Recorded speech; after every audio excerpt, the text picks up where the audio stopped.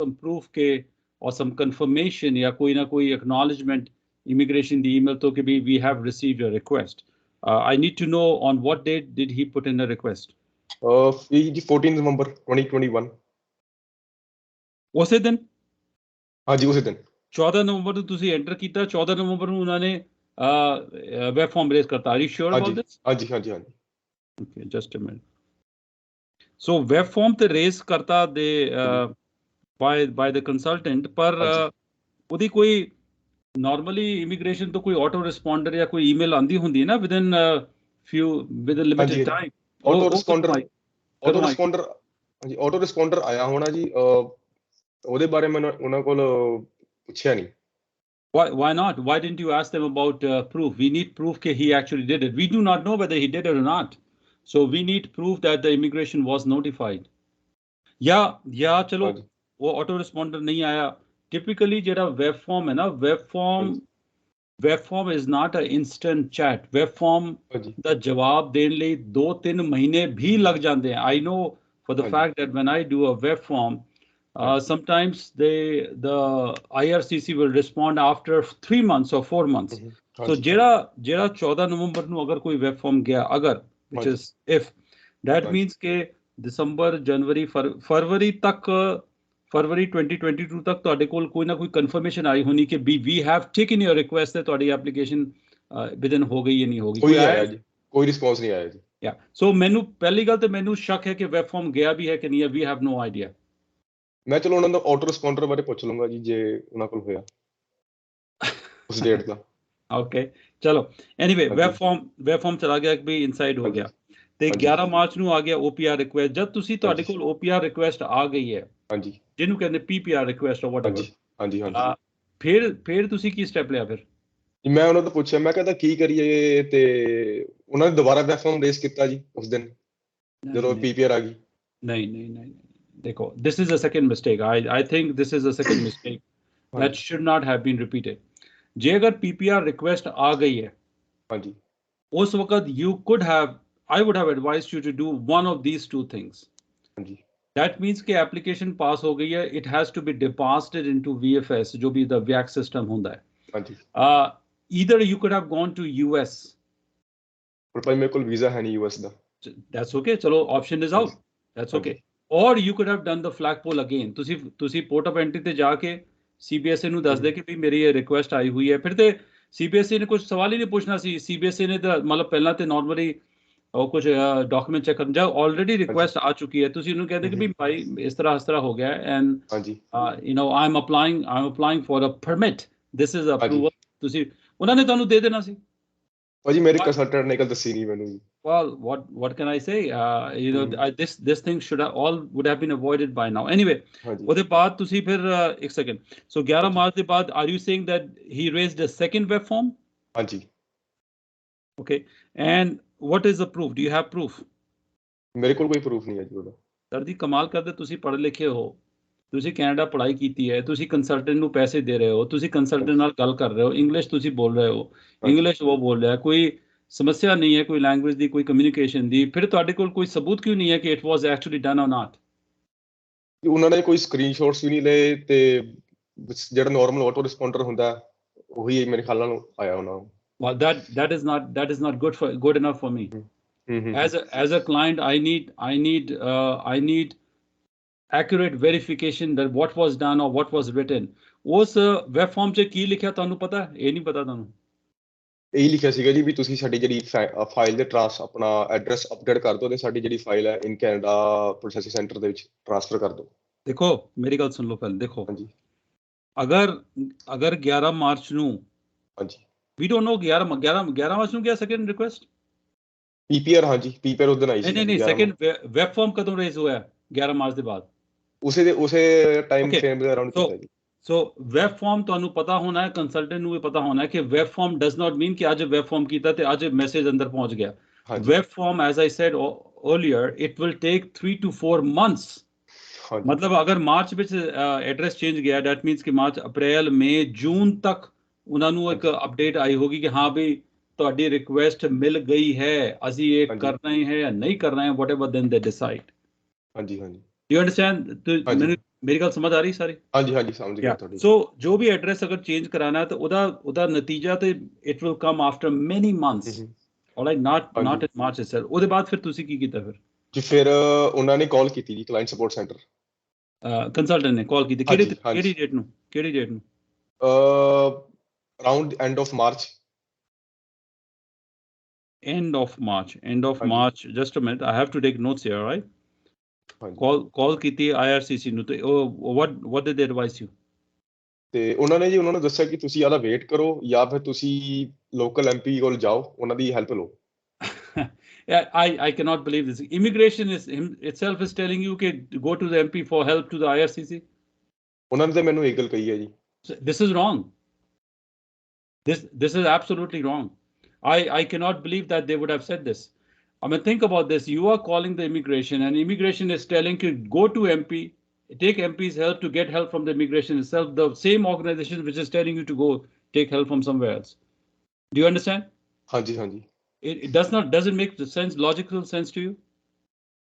ਜੀ ਐਕਚੁਅਲੀ ਉਸ ਟਾਈਮ ਨਹੀਂ ਮੈਂ ਤੁਹਾਨੂੰ ਸਹੀ ਗੱਲ ਦੱਸਾਂ ਜੀ ਮੈਂ ਵੀ ਇਸ ਚੀਜ਼ ਨੂੰ ਸੀਰੀਅਸਲੀ ਨਹੀਂ ਲਿਆ ਮੈਂ ਪਾਸਪੋਰਟ ਰਿਕੁਐਸਟ ਨੂੰ ਇੰਨਾ ਉਹਦੀ ਸੇਵਰਿਟੀ ਨਹੀਂ ਸਮਝੀ ਵੀ ਇੰਨੀ ਕ੍ਰਿਟੀਕਲ ਚੀਜ਼ ਆ ਮੈਂ ਮਿਸਟੇਕ Critical? ਕਰਤੀ ਉਹ नहीं, critical तो है ही है, ਹਾਂਜੀ पर this response is unacceptable to me कि भाई अच्छा चलो, just for assumption sake उन्होंने क्या कि go to MP, go to MP, okay, so ਹਾਂਜੀ MP ने करना किया, what is the MP supposed to do now?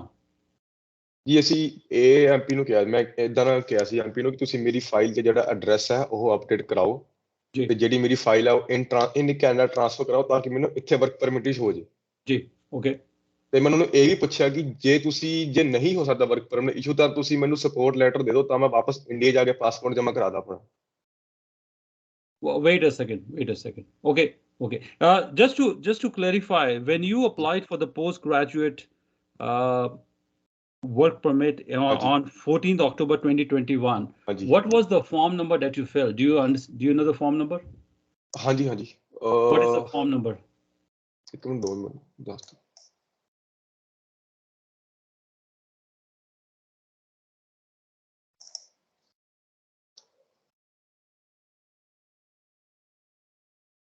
You filed the application on your own through online?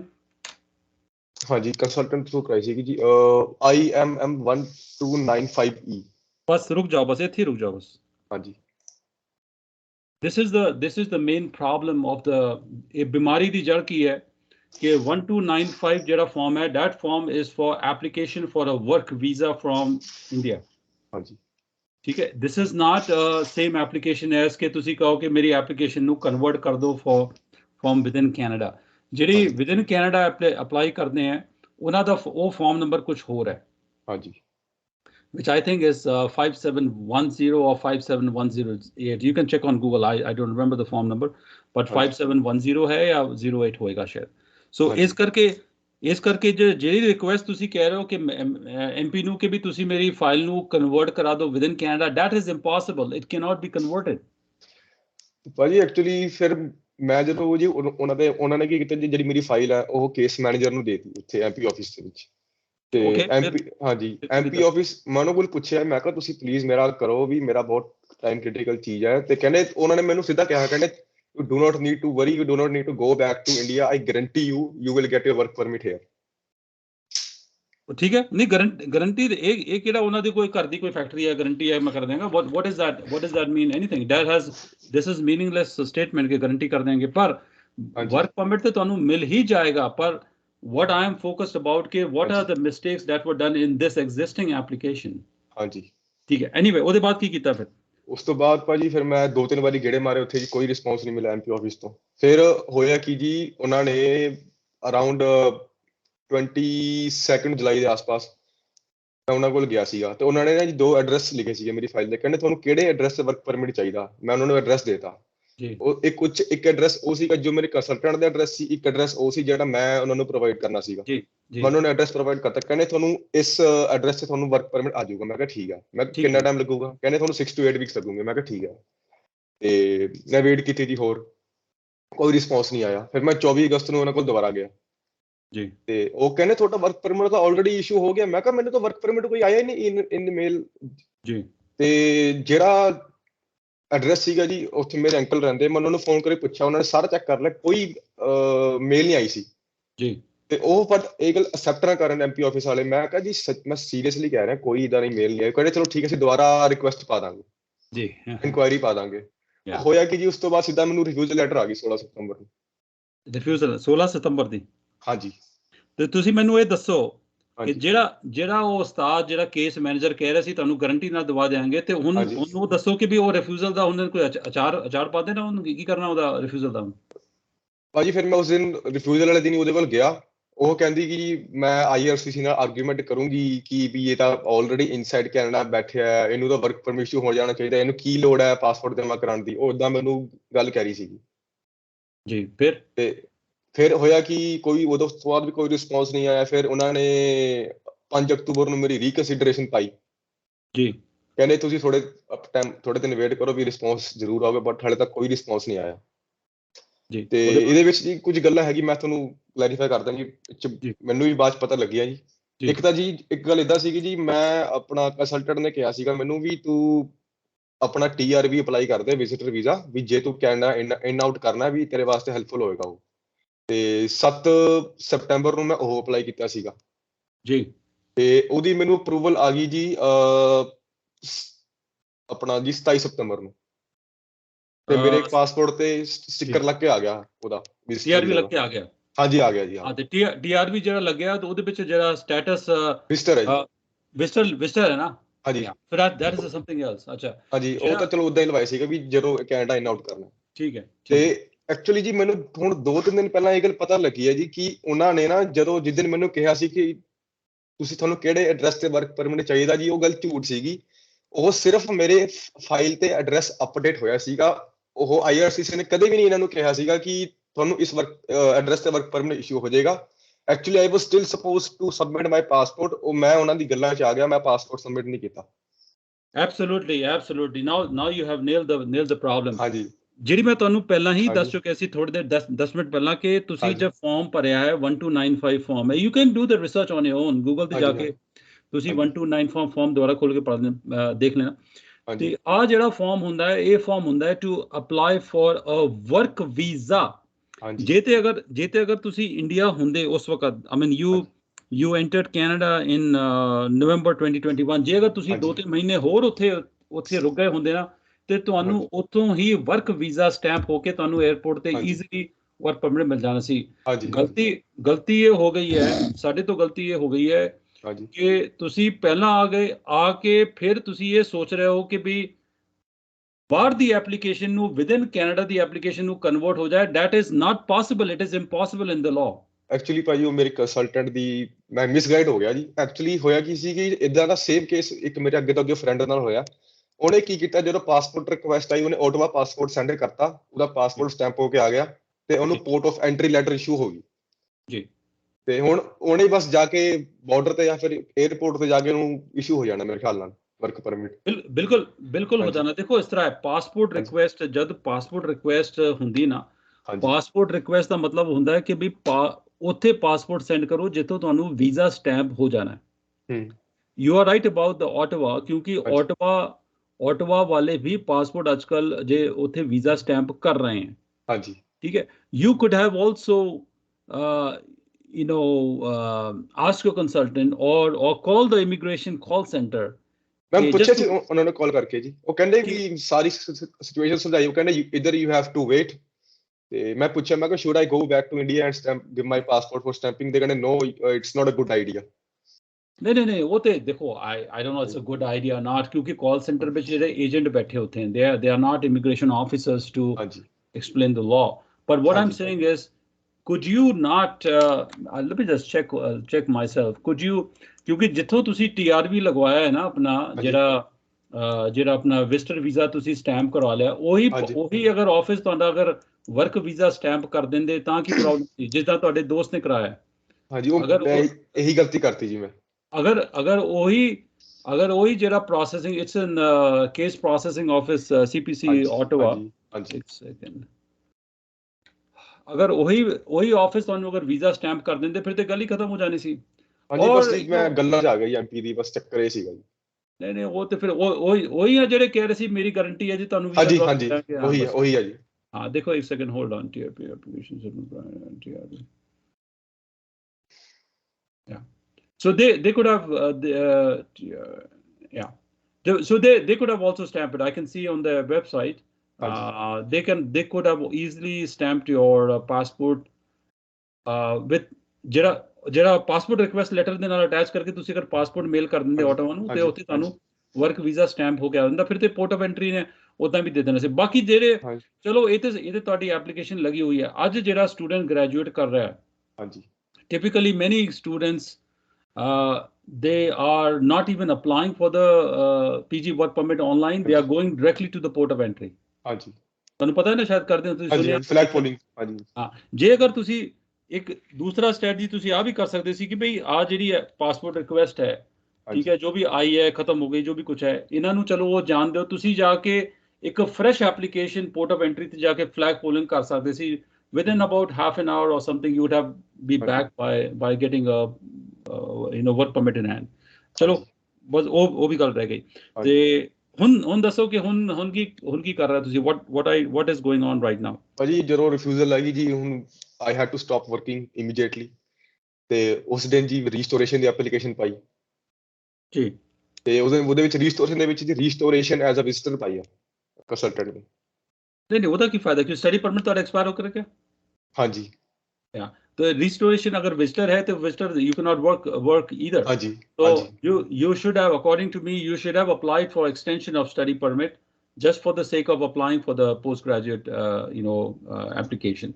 ਕਹਿੰਦੇ ਕਿ ਤੁਸੀਂ ਤਾਂ ਆਲਰੇਡੀ 180 ਡੇਜ਼ ਕ੍ਰਾਸ ਕਰਕੇ ਤੁਸੀਂ ਡੀ ਅਪਲਾਈ ਦੁਬਾਰਾ ਕਰ ਸਕਦੇ, ਜੋ ਕਰ ਸਕਦਾ ਹੁਣ ਐਮਪੀ ਕਰ ਸਕਦਾ ਜੀ। अच्छा 180 days 6 months भी हो गया? अच्छा okay, that's another problem. 6 महीने हो गए। It is 6 months right now or 9 months I think last year मैं graduate होया सी। Yeah.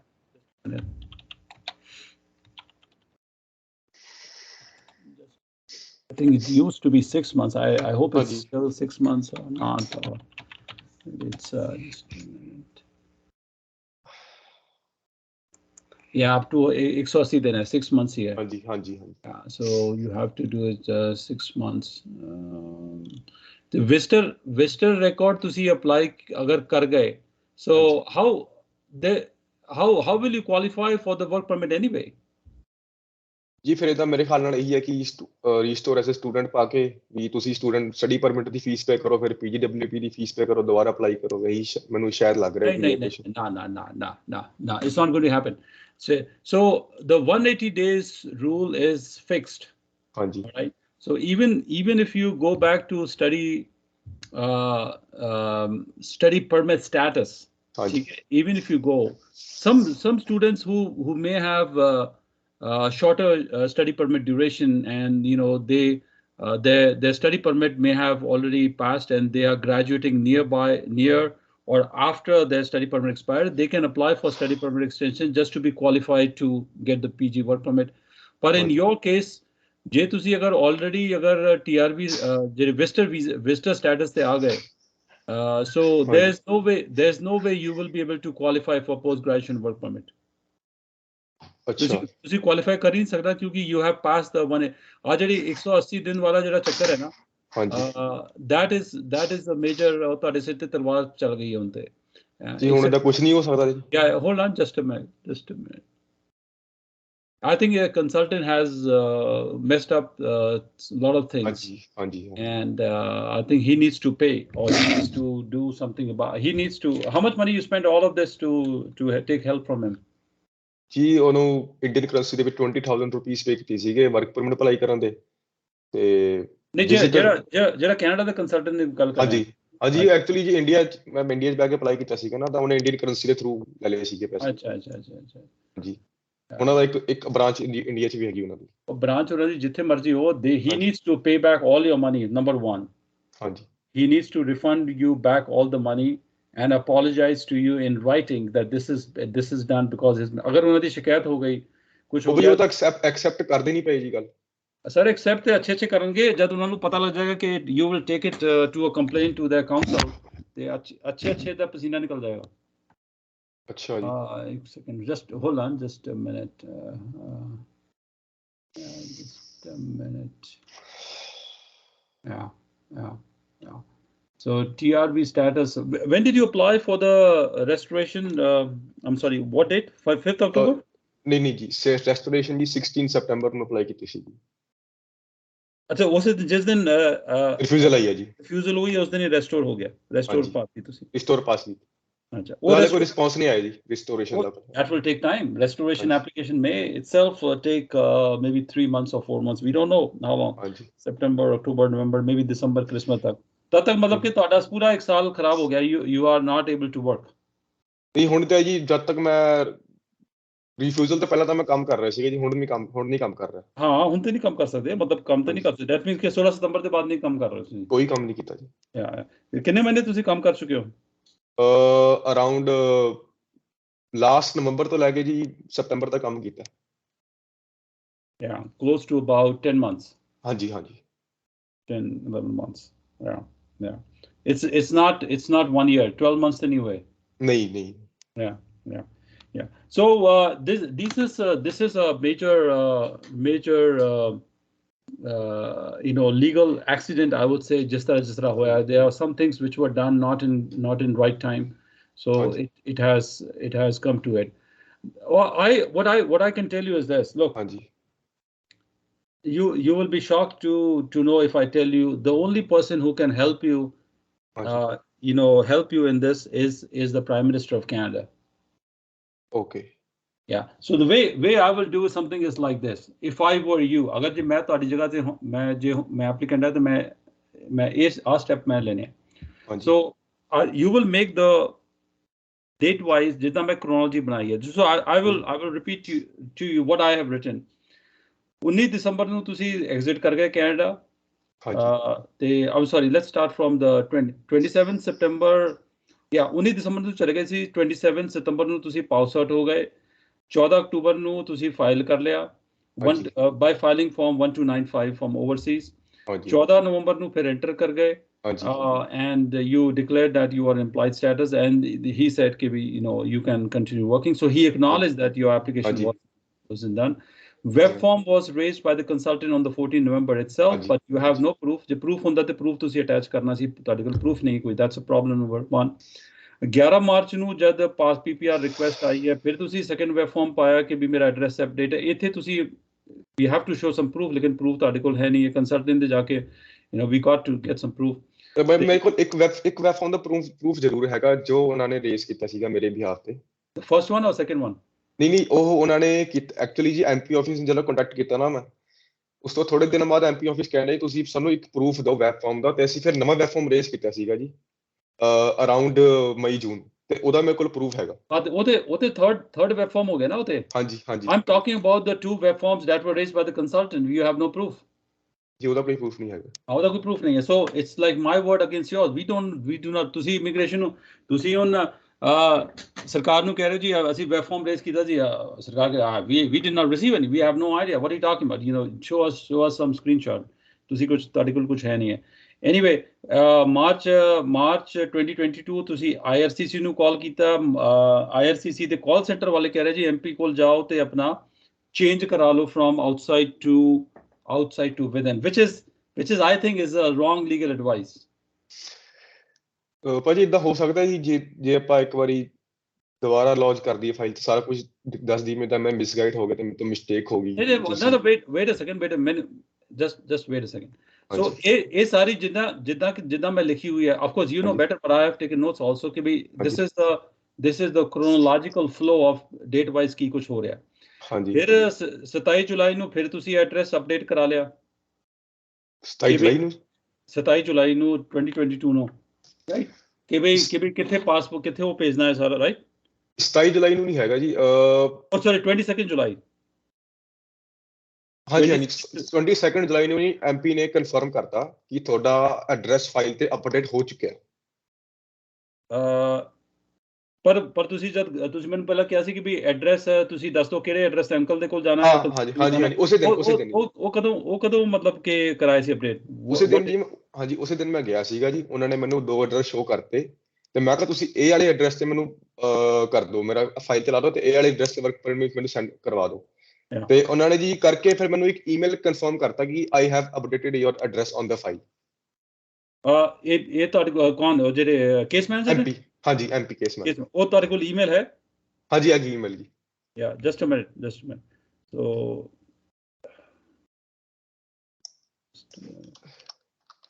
and that email was sent on what date? ਮੈਂ ਦਿਖਾਉਂਦਾ।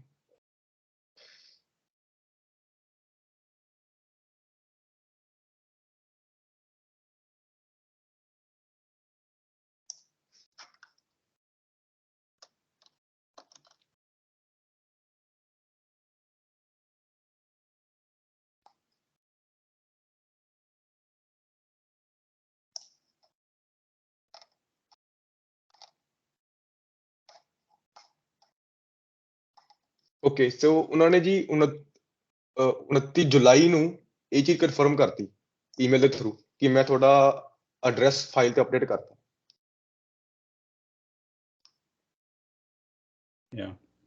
ਹਾਂਜੀ ਸੋ ਠੀਕ ਹੈ। ਸੋ 24 ਅਗਸਤ ਨੂੰ ਕੀ ਹੋਇਆ ਕਿ ਵੀ ਡਿਲੀਵਰ ਨਹੀਂ ਹੋਇਆ ਪਾਸਪੋਰਟ? ਹਾਂਜੀ ਤੇ ਉਹਨਾਂ ਨੇ ਜੀ ਮੈਨੂੰ ਹੁਣ ਕੱਲ ਕਲੀਅਰ ਹੋਈ ਜੀ, ਉਹਨਾਂ ਨੇ 24 ਅਗਸਤ ਨੂੰ IRCC ਨੂੰ ਮੈਸੇਜ ਰਿਕੁਐਸਟ ਪਾ ਕੇ ਪੁੱਛਿਆ ਕਿ does he need to submit his passport as he is inside Canada। ਇਹ ਉਹਨਾਂ ਨੇ ਐਕਚੁਅਲ ਦੇ ਵਿੱਚ ਉਹਨਾਂ ਨੂੰ ਪੁੱਛਿਆ IRCC ਨੂੰ 24 ਅਗਸਤ ਨੂੰ। through email or through how? through ਉਹ ਐਕਚੁਅਲੀ ਵਾਇਆ ਫੋਨ ਕਮਿਊਨੀਕੇਟ ਕਰਦੇ ਆ ਜੀ। ਨਹੀਂ so nobody has a proof ਕਿ ਕੀ ਪੁੱਛਿਆ ਨਹੀਂ ਪੁੱਛਿਆ। we do not know ਕਿ ਕੀ ਉਹਨਾਂ ਨੇ ਪੁੱਛਿਆ ਕਿ ਕੀ ਜਵਾਬ ਮਿਲਿਆ। we have no proof।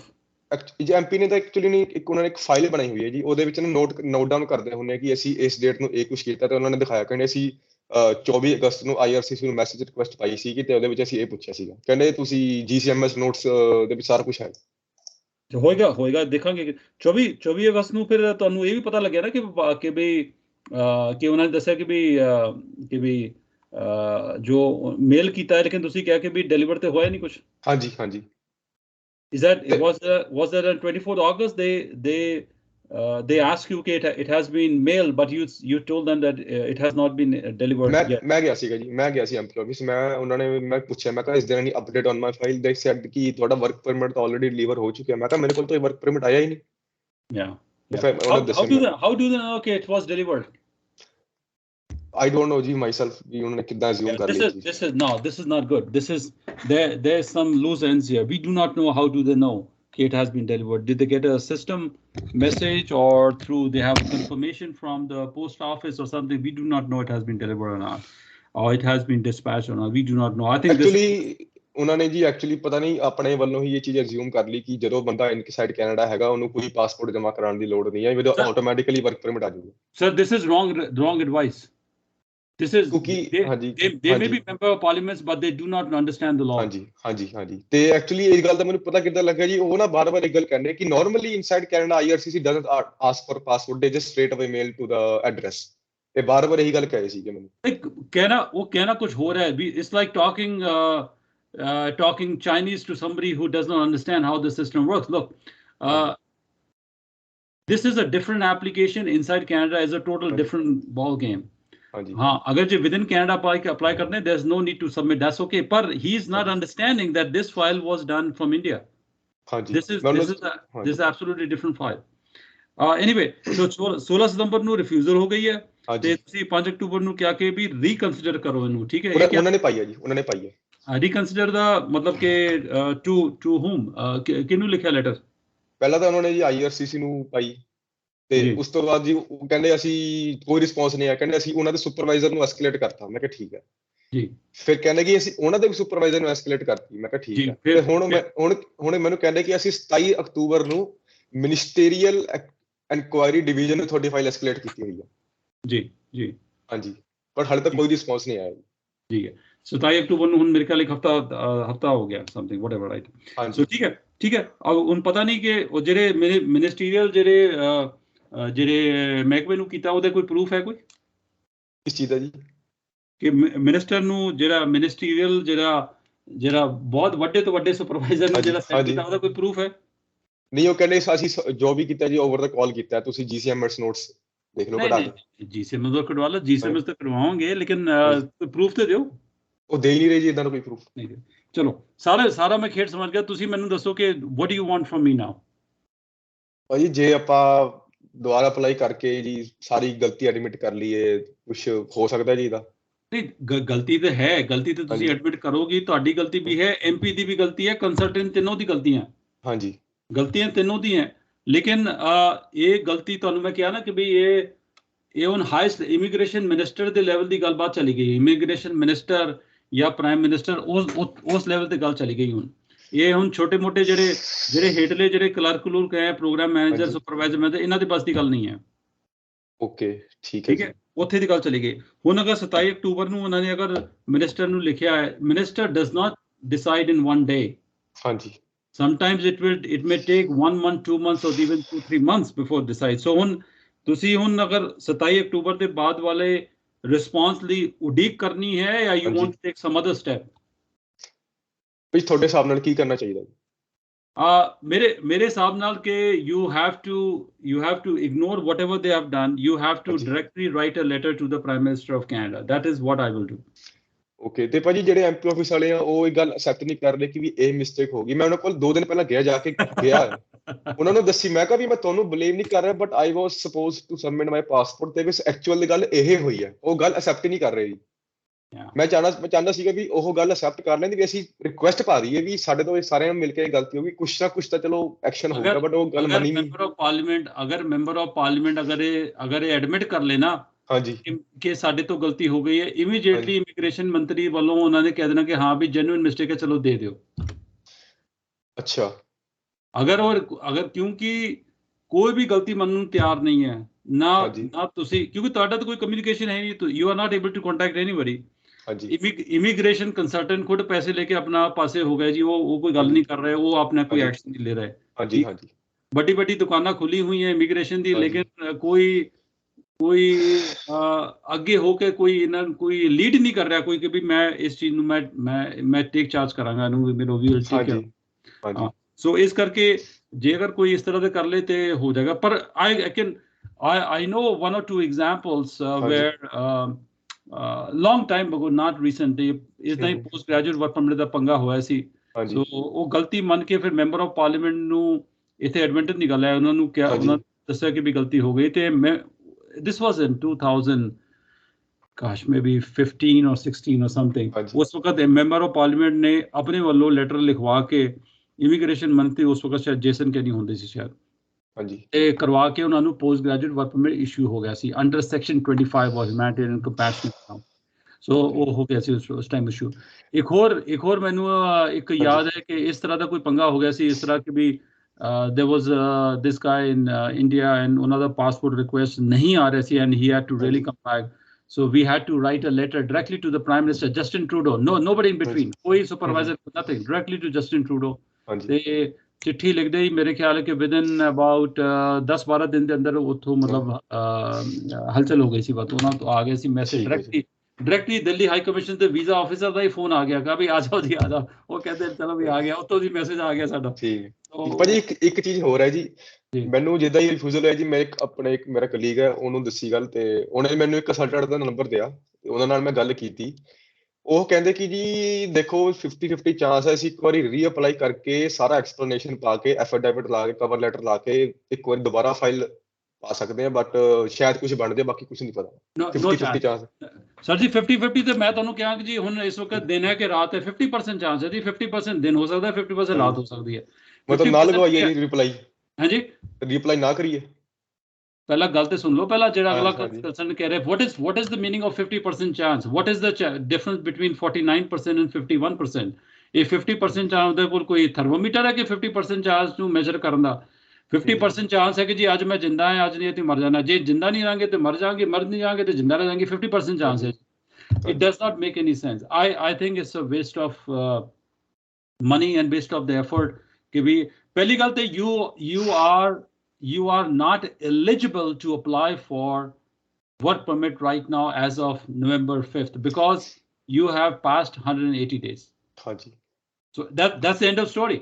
ਜੋ ਵੀ ਕੁਝ ਹੋਏਗਾ ਪੁਰਾਣੀ ਐਗਜ਼ਿਸਟਿੰਗ ਐਪਲੀਕੇਸ਼ਨ ਦਾ ਹੋਏਗਾ, ਨਵੀਂ ਐਪਲੀਕੇਸ਼ਨ ਤੁਸੀਂ ਕਰ ਹੀ ਨਹੀਂ ਸਕਦੇ until and unless ਕਿ ਕੋਈ ਮਤਲਬ ਕਿ then otherwise you may have to apply for TRP, temporary resident permit apply karo, because you may be out of status soon. Agar je tada je existing visitor status agar aaya nahi aaya, which I don't know कि कदों file कितना सुझी TRP status restoration जी 16 September restoration भी किया.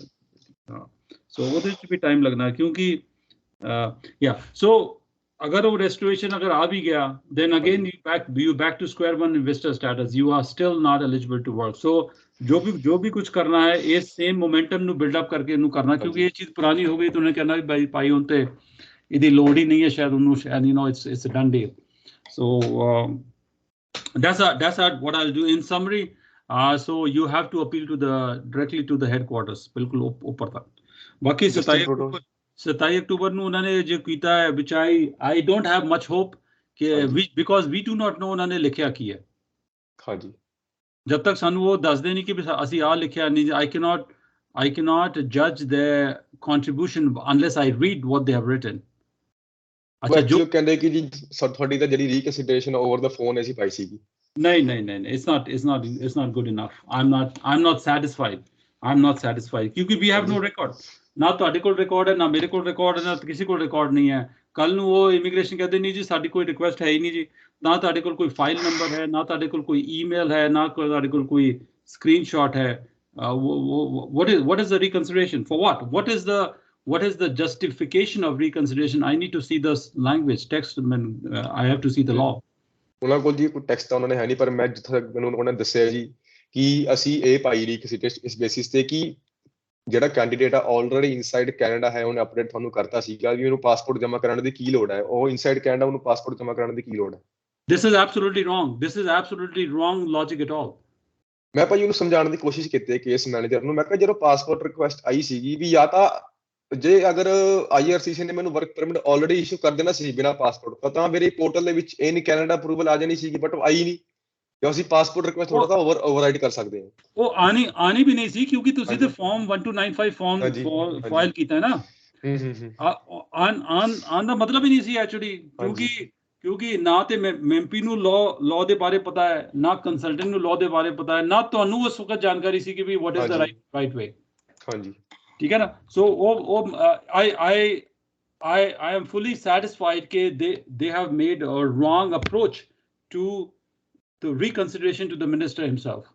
ਤੇ ਭਾਜੀ ਜੇ ਹੁਣ MP ਨੂੰ ਮੈਂ ਕਿਸੇ ਤਰੀਕੇ ਨਾਲ ਕਨਵਿੰਸ ਕਰ ਲਾ ਕਿ ਜੀ ਇਦਾਂ ਦਾ ਗਲਤੀ ਹੈਗੀ ਵੀ ਆਪਣੀ ਜੀ ਸਾਨੂੰ ਪਾਸਪੋਰਟ ਜਮ੍ਹਾਂ ਕਰਾ ਦੇਣਾ ਚਾਹੀਦਾ ਜੀ, ਤੁਸੀਂ ਪਲੀਜ਼ ਮੇਰੀ ਗੱਲ ਮੰਨ ਲਓ ਤੇ ਉਹਨੂੰ ਅੱਗੇ ਲਿਖ ਕੇ ਦੇ ਦਿਓ ਲੈਟਰ ਸ਼ੌਨ ਫਰੇਜ਼ਰ ਨੂੰ ਤੇ ਜਸਟਿਨ ਟਰੂਡੋ ਨੂੰ. ਜੇ ਪੁੱਛ ਲਓ ਅਗਰ ਉਹ ਲਿਖ ਕੇ ਦੇਗਾ ਤੇ that's a good idea, but you know it's not ਕਿ yeah they will not readily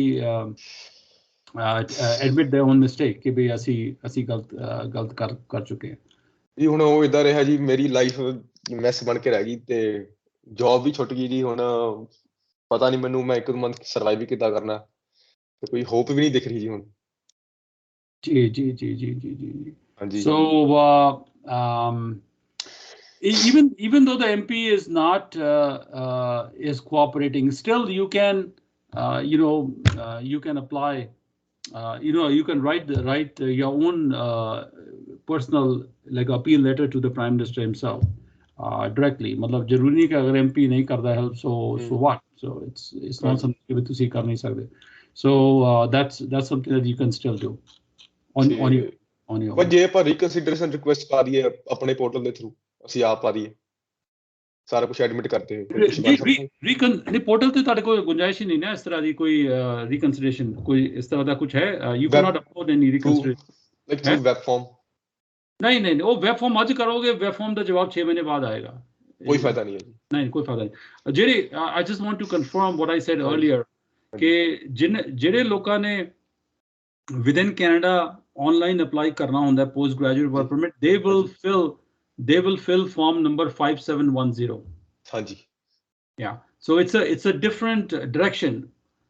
Jehda 1295 hai wo different direction nu ja raha hai, 5710 is a different approach no ek application hundi hai. So they cannot mix up these two different directions of applications.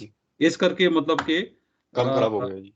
is karke na MP nu pata hai, na consultant nu pata si So which कुछ 2-3 गलतियां हो चुकी हैं through inadvertently through different actors.